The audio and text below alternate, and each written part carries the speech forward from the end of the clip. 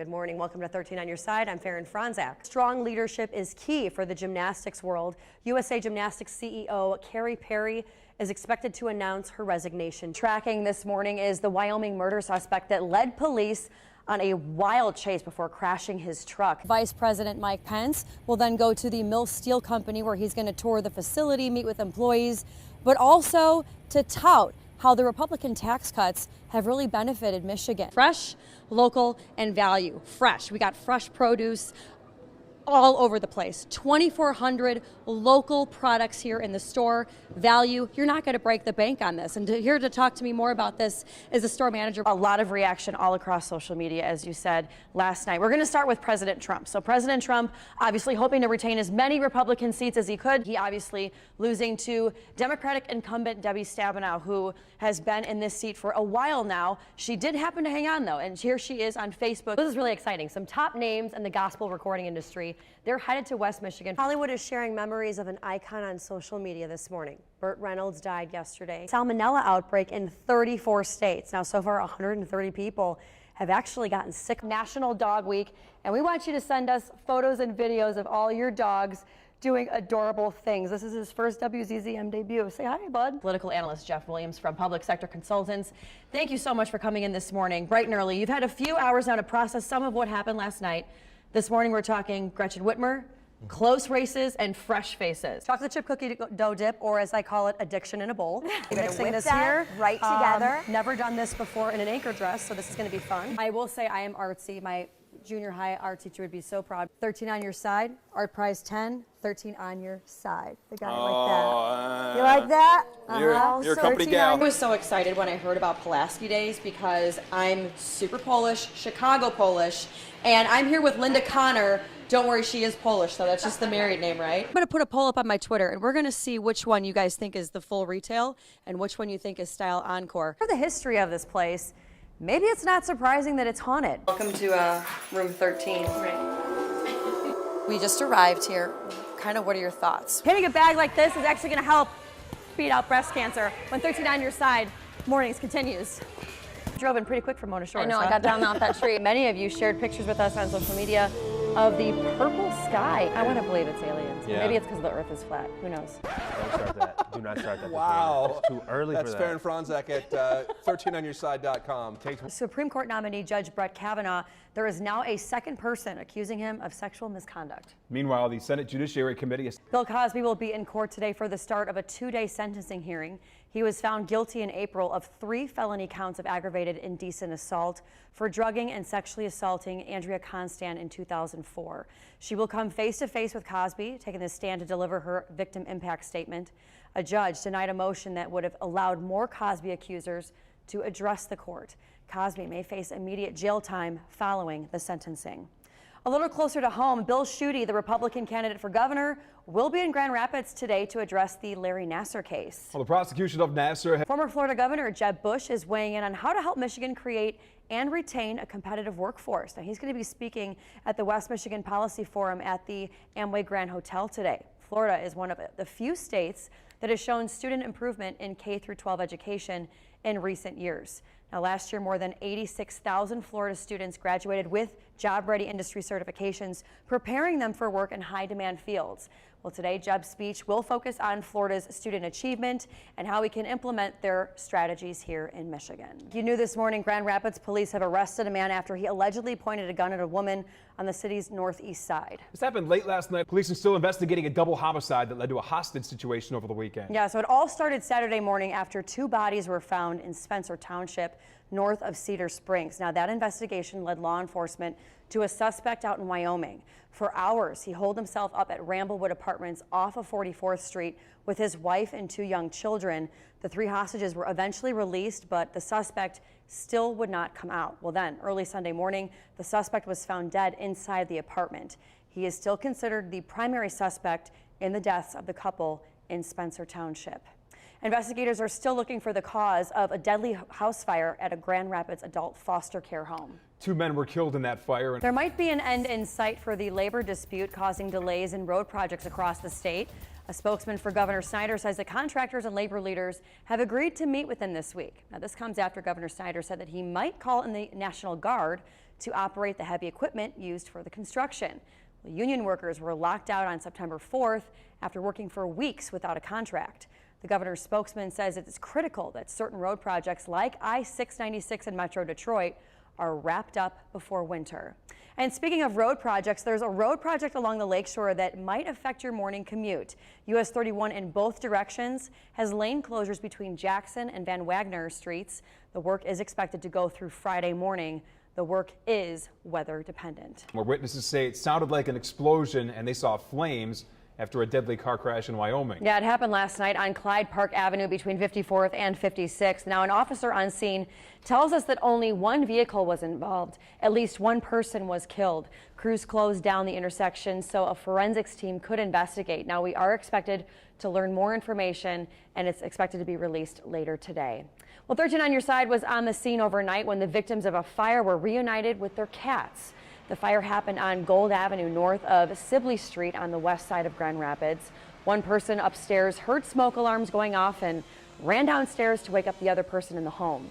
Now, they both made it out okay, but the upstairs was pretty badly damaged. The other big story we're tracking this morning is the Wyoming murder suspect that led police on a wild chase before crashing his truck on US 131. This all went down late yesterday morning. In a matter of hours, lawmakers will formally tell the American people where they stand. Now, it comes after nearly 9 hours of emotional testimony from both Judge Kavanaugh and the woman who accused him of sexual assault, Dr. Christine Blasey Ford. ABC's Atlanta Zach has the latest now from Capitol Hill. Tesla CEO Elon Musk is being sued by the SEC over allegations that he committed securities fraud. Now, the allegations stem from statements that he made back in August about plans to take the company private. The electric car maker and its board say that they are fully confident in Musk's integrity and his leadership of the company, adding focus remains on ramping up production of Tesla's Model 3. Well, a sad update in the search for a missing boy in North Carolina. Police believe that they've found the body of 6-year-old Maddox Rich. Now, this story has been getting national attention. The boy's father says that Maddox ran off from him last weekend. Police found a body in a creek not far from where Maddox was last seen. FBI officials say that it is too early to say whether it's foul play. A labor dispute that halted more than 150 construction efforts for weeks is now over. Governor Rick Snyder, the Michigan Infrastructure and the Transportation Association will stop its lockout of the Operating Engineers 324 union. Now, the road contractors group shut down projects on September 4th in a dispute over pay and benefits with the union. Now that union is being allowed to return to their jobs. Now, Snyder says that crews will prioritize projects that can be completed before the start of winter. And now to Your Voice, Your Vote. The newest poll in the race for governor suggests that the gap between Gretchen Whitmer and Bill Schuette is getting smaller. The latest on missing Washington Post writer Jamal Khashoggi. Yeah, the Washington Post published a final op-ed piece from the missing journalist, which was received a day after he went missing in Istanbul. Now, in the column, Khashoggi talks about the lack of freedom of press in the Arab world and describes the dangers to those who try to spread that freedom. Turkish officials say that he was killed by Saudi agents. The Saudi government has denied it. Meanwhile, the New York Times is reporting American intelligence officials have evidence that the Saudi crown prince was involved. Well, back here in Michigan, more remains have been found inside of a closed funeral home out in Detroit. Now, the new owner of Cantrell Funeral Home says that 4 cremated remains were found in the basement late last week. 11 fetuses were found in the ceiling of that same funeral home, prompting a criminal investigation by police. The latest remains that were found were labeled with names, but no medical paperwork was found. Also this week, Cantrell Funeral Home was hit with a $1 million lawsuit for improperly handling those remains. The former president of USA Gymnastics was arrested late last night. According to the U.S. Marshal Service, Stephen Penny was taken into custody in Gatlinburg. Now, last month, a grand jury in Texas returned an indictment on Penny for tampering with evidence. The charge comes from the investigation of sexual assault allegations against former U.S. Gymnastics and Michigan State doctor Larry Nassar. Now, the indictment alleges Penny had documents removed from the USA Gymnastics training facility in Texas that related to Nassar's activities there.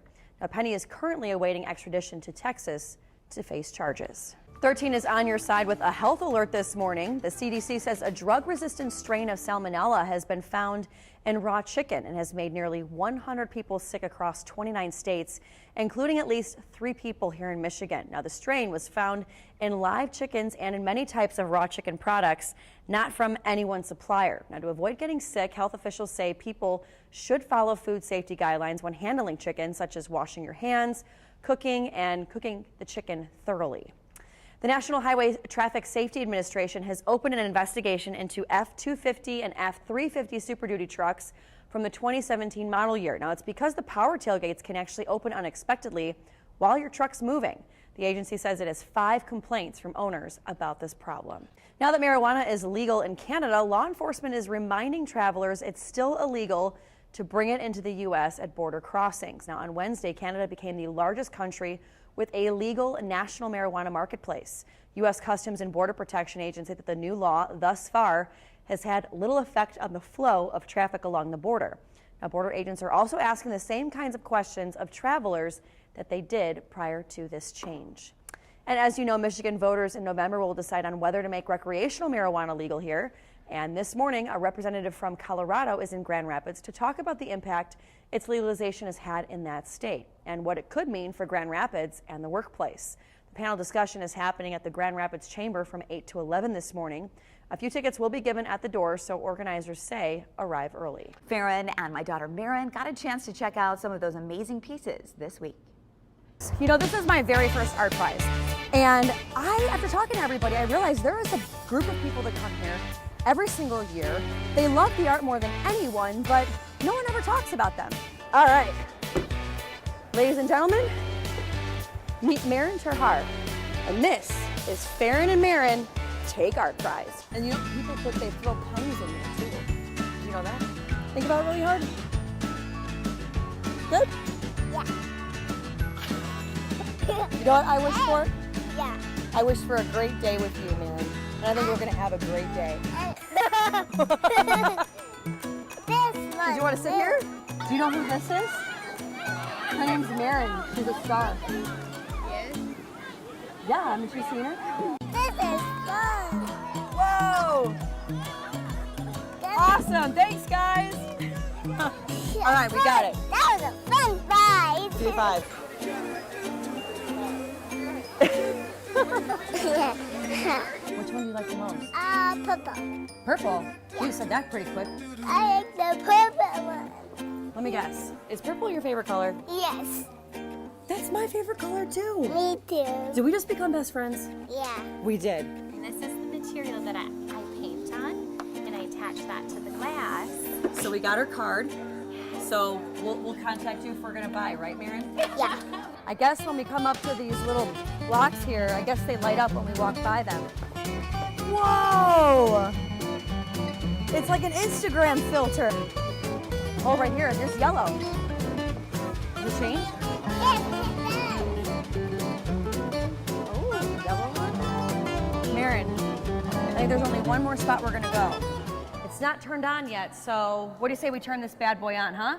3, 2, 1!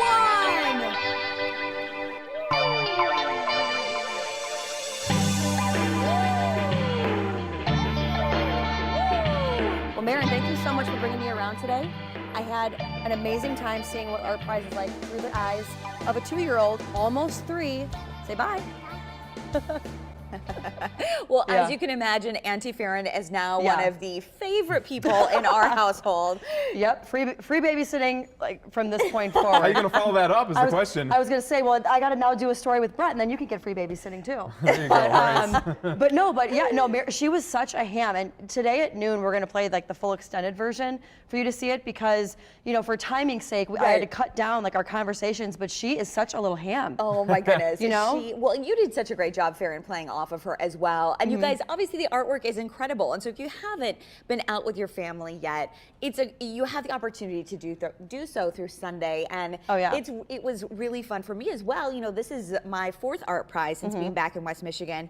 And really the first time that Meryn has been able to enjoy it like this. And so it was really fun to see the artwork through her eyes, to see what got her excited. And I was going to say, there was certain art pieces that you'll see in the extended version at noon where she saw certain things that I would have not seen because they were either at her eye level or she saw something different. So it was really cool to see, again, through the eyes of a 2-year-old. Absolutely. So I loved it. I had a great time. And thank you for letting me exploit your daughter. I appreciate it. She is cute. Yeah, she's adorable.